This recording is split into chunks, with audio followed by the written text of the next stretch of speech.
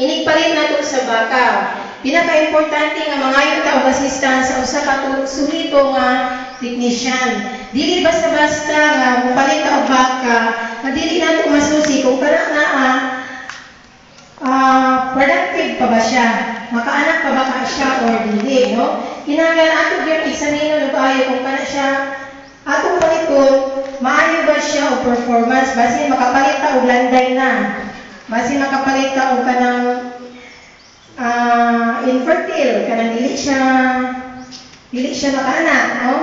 Or makapalit ta og mga hayop nga adunay mga depekto sa ilang panglawas.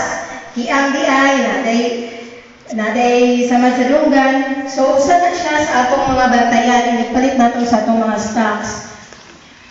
Dayon, ang atong paliton is ready to breed, nga dili wala pa sa 10,000 ang presyo. So mo man ang atong budget allocation, no? 10,000 matag miyembro, member beneficiary. So kung pasabot aning ready to breed nga hamtong na siya, pwede na nato siya mahabalan. So more or less anaa sa usa og tunga ka tuig ngadto sa 2 ka tuig ang pangidaron, no?